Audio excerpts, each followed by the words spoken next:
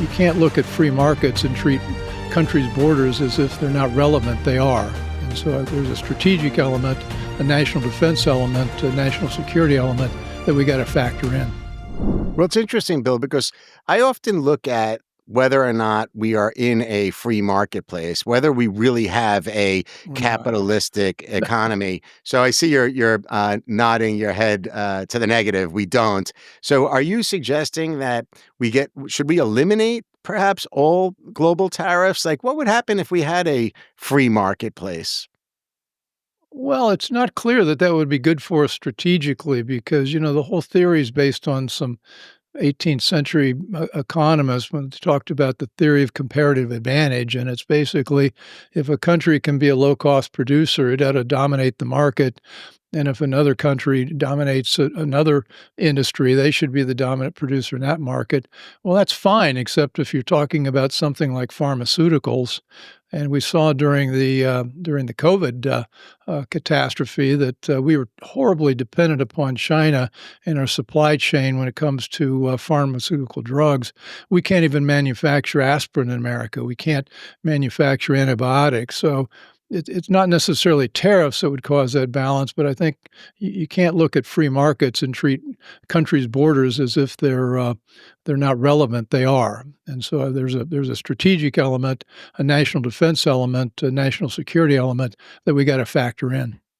Well, naturally, pricing and cost of goods becomes an issue when you get into this tariff discussion. And of course, on the pharmaceutical side, one realizes medicine is expensive here in the United States. And perhaps that's why so many of our pharmaceuticals are now created not just in China, to your point, but in India as well. Generally speaking, though, beyond the pharmaceutical piece, I have so many friends that they're going crazy over the fact that Trump is increasing the tariffs and they're saying it's going to be terrible. It's going to cause inflation. The cost of everything is going to go up because of China in particular. What do you think, Bill? Do you think that we'll see a jump in consumer prices? I think he's playing the long game. I mean, I'm good friends with Bob Lighthizer, who's his trade representative in the last in Trump 1.0. And Donald Trump is really working to bring manufacturing and jobs back to the United States. And the United States through the 18th and 19th century, all the way up through the mid 1850s, 1870s, was operated behind a very serious tariff barrier, and it allowed a lot of the industries, the nascent industries in the U.S., to grow and establish a strong competitive edge.